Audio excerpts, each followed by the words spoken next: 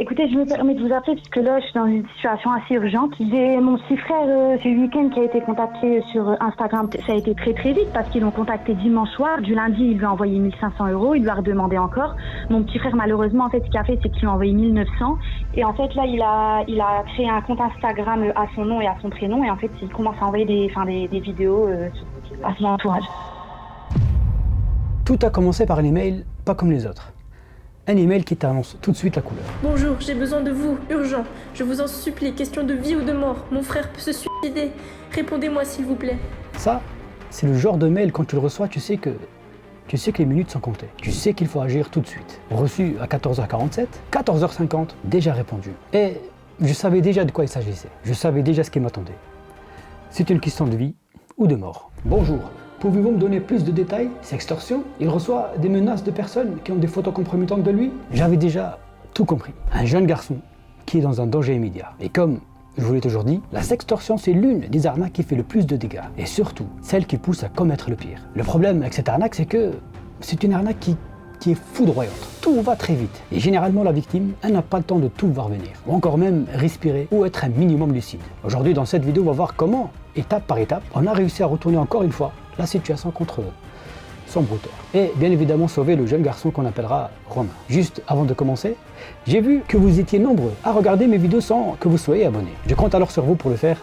Ça peut que m'encourager à continuer à les faire chier. Bref, c'est parti. Suite à l'urgence de la situation, je décide de rentrer directement en contact avec la sœur de Romain et essayer d'avoir un maximum de détails sur toute cette histoire. Et aussi lui donner les premiers réflexes à adopter pour aider son frère. Je lui demande son numéro de téléphone, j'arrête tout ce que j'étais en train de faire et je décide de l'appeler. Oui, allô, c'est Sandoz à l'appareil. Oui, bonjour. J'ai mon petit frère ce week-end qui a été contacté sur Instagram par un compte fake. Donc, il a commencé à parler avec elle, etc., etc.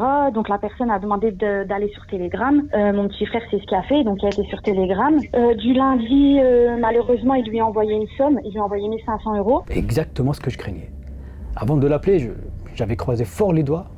J'espérais qu'il n'avait pas cédé, mais malheureusement, il a déjà envoyé 1500 euros. Là, le brouteur, il sait que ces photos et ces vidéos compromettantes dérangent la victime. Et pour le brouteur, si Romain, donc la victime, a payé, Romain peut continuer à payer. Et en fait, là, du coup, mon petit frère n'a plus du tout envoyé d'argent. En fait, il a coupé tout contact avec lui. Et en fait, là, il a créé un compte Instagram à son nom et à son prénom. Et en fait, il commence à envoyer des vidéos à son entourage. Ça, c'est le grand classique des brouteurs. Comme je l'ai dit avant, une victime qui a déjà payé, c'est une victime qui peut continuer à payer. Alors, le brouteur, il va tenter à mettre ses menaces à exécution. Et c'est ce que je vais dire à la sœur de Romain pour lui expliquer un peu comment il procède généralement. Alors, je vais vous expliquer un peu comment ça se passe. Votre frère, il a payé donc une certaine somme d'argent. Le brouteur, lui, donc l'arnaqueur en question, il se dit, ok, donc ces photos-là et ces vidéos compromettantes, lui posent problème, donc il pose problème à votre frère. Le brouteur, il va jouer sur ça, il va jouer sur les menaces, le chantage. Par contre, est-ce que vous avez des informations sur le brouteur, ses numéros de téléphone, WhatsApp, adresse email, qu'est-ce que vous avez?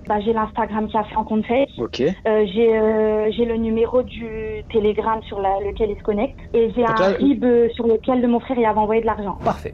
Je prends note de toutes ces informations qu'elle me donne. La première chose à faire maintenant, c'est déjà rassurer la victime avant de faire quoi que ce soit. Il se trouve que là vous êtes en panique, ce qui est tout à fait normal. Il ne faut pas paniquer. Il faut surtout l'entourer. Il faut lui dire qu'il n'y a aucune honte dans l'histoire. C'est lui la victime. Faut pas qu'il ait honte. Faut pas qu'on s'en fout. C'est ce qu'on lui a dit, oui. Voilà. Et ça a été très très vite parce qu'ils l'ont contacté dimanche soir. Du lundi, il lui a envoyé 1500 euros. Il lui a redemandé encore. C'est exactement ce que j'avais dit avant.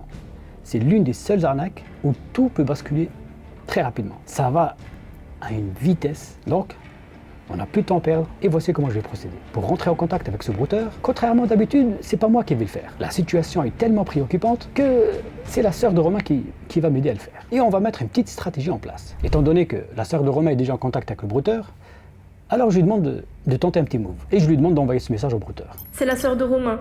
T'as un numéro WhatsApp ou tu as d'autres numéros? Je suis prête à payer pour que tu laisses mon frère tranquille. Généralement, les brouteurs possèdent beaucoup de numéros de téléphone. Et comme lui, il est plutôt actif sur Telegram, je voulais absolument savoir s'il avait un WhatsApp. Histoire d'avoir ses autres numéros de téléphone, car parfois un simple numéro de téléphone peut nous donner pas mal d'indices. Si c'est un on-off, si c'est un numéro local avec le préfixe, etc.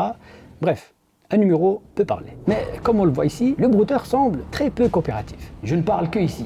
Va au tabac et prends-moi 3 tickets de 500 euros transcash et 2 tickets de 200 euros. Et quand c'est bon, on supprime tout et on se dit adieu. C'est ce que j'avais convenu avec ton frère Romain. Oui, sauf que frérot, Romain t'a déjà envoyé 1500 euros. Et ça t'a pas empêché de continuer à le faire chanter ou encore lui mettre des gros coups de pression. Bref, on n'avance pas et il ne donne rien de nouveau. Pire, il va même commencer à harceler la sœur avec des appels. Là, il nous prend un peu au dépourvu, il ne veut absolument ses coupons Transcash. Alors, on va tenter autre chose. Je demande à la sœur de la victime de dire au brouteur qu'elle veut bien payer les coupons qu'il demande, mais elle ne peut pas aller au bureau de tabac, car elle doit garder sa petite fille à la maison. Donc elle peut que prendre des coupons en ligne. Mais pour ça, il faut son adresse email. Comme ça, une fois le paiement effectué, le brouteur reçoit la confirmation d'achat avec les codes de recharge. Et comme je les connais très bien, je savais que dans un premier temps, il allait refuser. Et dans ce cas, je dis à la sœur de la victime quoi lui répondre. Je vois dans l'avenir des brouteurs. Avant même qu'ils parlent, parfois je sais très bien ce qu'ils pensent. Ou ce qu'ils vont dire. Fais avec le tien, et quand tu as le code, tu prends en photo et tu me l'envoies ici. C'est exactement ce que j'avais pré-shot comme réponse. Alors la sœur va lui dire ce que je lui ai dit dans mon email. Non, ton email, c'est ça ou rien. Mon mari a accès et je ne veux pas que ça se sache. Sur un ton bien sec, bien... Parfois, il faut les choquer. Et ça marche. Le brouteur va finalement se montrer coopératif et finit par envoyer son email. Très bien joué de la part de la sœur de Romain, qui garde un sang-froid exemplaire. Je lui dis alors ce qu'elle doit faire par la suite. Maintenant, on fait croire au brouteur que le paiement vient de partir. Le brouteur saute sur le mail qu'il vient de recevoir et il clique dessus. Et c'est le début de la fin pour lui. Maintenant, on commence à avoir des vraies informations intéressantes sur lui. Sa localisation, ce qu'il utilise, son adresse IP, etc. Bref, il avait aucune protection, ce grand malade. Et juste avant de continuer à vous montrer tout ça, laissez-moi de vous montrer un moyen de vous protéger justement contre ces brouteurs ou encore leurs disciples qui forment. Un outil qui peut vous éviter énormément de galères. Et cet outil, c'est Bitdefender Digital Identity Protection. Ça tombe bien, c'est eux qui sponsorisent cette vidéo. Avec Bitdefender Digital Identity Protection, vous pouvez mettre toute votre identité numérique à l'abri des fuites de données. Et tout ça en temps réel. Il n'y a rien à télécharger ou encore à installer. Dès que vous vous connectez, Bitdefender va analyser le moindre recoin d'internet à la recherche de vos données. Et le fonctionnement, il est très simple.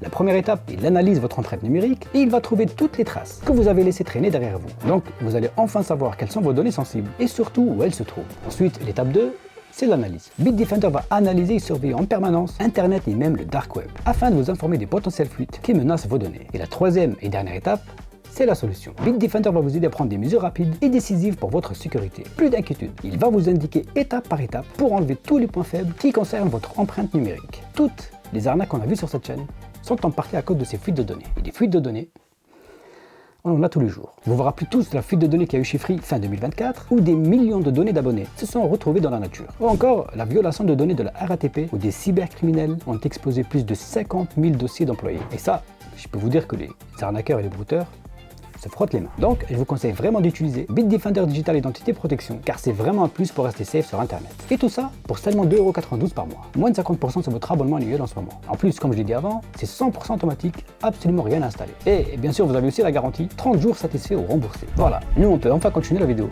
et aller voir comment avec la sœur de Romain, on a réussi à retourner la situation contre son brouteur. Pensant avoir reçu un mail avec le code de recharge Transcash, le brouteur vient tout simplement de signer son arrêt de broutage, du moins avec Romain. Maintenant, on sait où il est précisément, et à ma grande surprise, contrairement à d'habitude, le brouteur a été géolocalisé dans un pays complètement inédit, un pays qu'on n'a jamais vu sur cette chaîne. C'est faux. Le brouteur qui met la pression à Romain depuis 3 jours maintenant, il est bien à Abidjan comme on peut le voir juste ici. J'envoie alors un mail à la sœur pour lui annoncer la nouvelle. Mais, petit problème. Ok, on sait où il est, etc. Mais le brouteur, il est sur un smartphone. Et surtout, je sens que le brouteur, il commence à se douter de quelque chose. Car il a essayé à plusieurs reprises d'ouvrir le coupon, mais aucun code ne s'affiche. Ben oui, il était sur téléphone. Il commence alors à spammer la sœur de messages. Bien essayé, je diffuse tout. Merde. Ça, par contre, c'était pas prévu. Je me répéterai plus, j'attends les codes ici.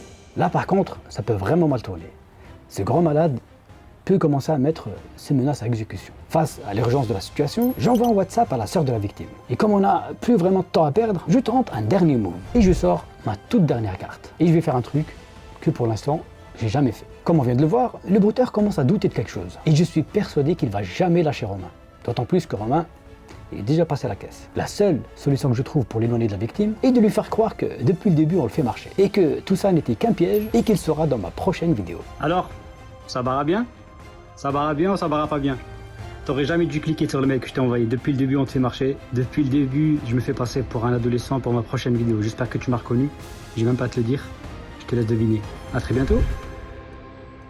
Bizarrement, le brouteur qui était très actif, il a bien vu le message, il a reçu la vidéo, mais Il met un tout petit peu de temps à répondre. Je demande alors à la sœur de le finir avec cette capture d'écran, où on voit son adresse IP, son email et aussi sa géolocalisation. Et on lui annonce que depuis le début, c'était qu'une mise en scène. Complètement déstabilisé, le brouteur commence à comprendre qu'il est un tout petit peu dans la merde. Il envoie alors ce message. C'est bon, on laisse tomber, ok? Je supprime tout.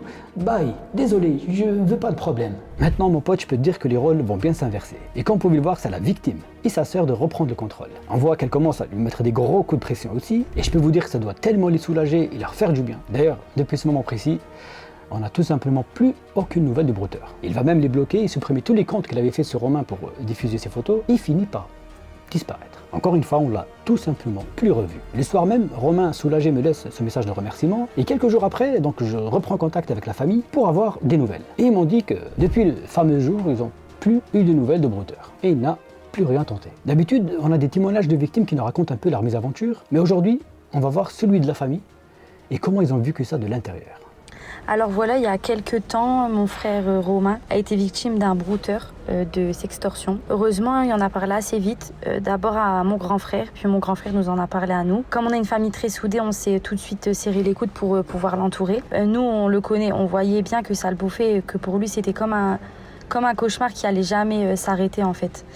Et le brouteur ne lâchait pas, il continuait et j'ai décidé de te contacter. C'était ma dernière solution. Tu as répondu direct, tu m'as guidée étape par étape en me disant quoi dire, quoi faire. On était comme une équipe en fait.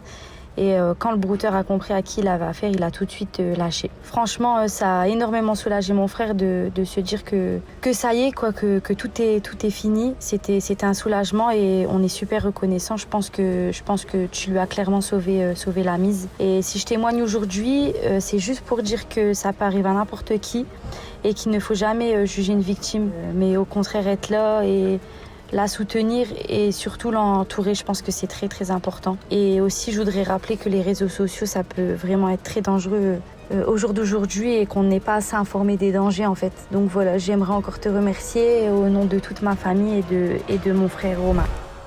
J'ai pas fait grand chose. Merci en tout cas pour tous ces conseils et j'estime que s'il y a une personne à remercier ou à féliciter, c'est bien toi. Toi et toute ta famille qui était là pour justement soutenir Romain. Et je peux te dire, Romain, que tu as de la chance de les avoir. Et je me devais de faire cette vidéo. C'est pas la première fois qu'on parle de cette arnaque et de ses dangers ici, mais comme je l'ai déjà dit, s'il faut en faire une vidéo par jour, j'en ferai 2 par jour. Romain, qu'on a vu dans cette vidéo, il était sur le point de commettre le pire. Son brouteur, il l'a pas lâché parce qu'il a vu ses faiblesses. Il savait que ses photos et vidéos dérangeaient Romain. Et si le brouteur détecte cette faiblesse, il ne lâchera tout simplement jamais sa victime. Dans cette vidéo, Romain, il a eu le bon réflexe justement d'en parler à ses proches, et ça, c'est ultra important. Voire même, c'est la solution. Je ne le redirai jamais assez, n'hésitez pas à vous entourer et surtout à en parler autour de vous. Ne vous enfermez pas et ne laissez pas les brouteurs vous éloigner justement de vos proches et vous mettre dans cette bulle qui peut parfois nous... Bref, Romain et sa sœur ont eu de la chance que j'étais devant mes emails à ce moment-là, car j'en reçois tellement que son message aurait pu tout simplement se retrouver tout en bas de la liste. C'est pour cette raison d'ailleurs que j'ai mis en place monbrouteur.com avec Lana. Si vous êtes victime d'une arnaque, je vous préconise de passer plutôt par le site que par mon email. Car sur le site, c'est pas moi qui vois le signalement, il y a Lana, Ryan, etc. qui peuvent justement vous aider aussi. Un grand merci aussi à LWS qui, sans eux, monbrouteur.com n'existerait tout simplement pas. C'est eux qui nous mettent en place un serveur pour héberger tout le site, mais pas que. C'est grâce à eux aussi qu'on arrive à mettre pas mal de brouteurs hors d'état de nuire. Grâce aussi à leur serveur cloud où on surveille les brouteurs, le VPS, etc.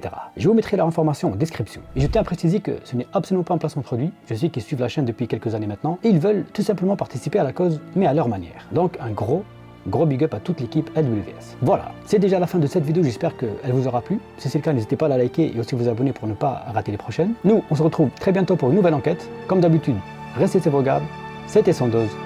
Ciao!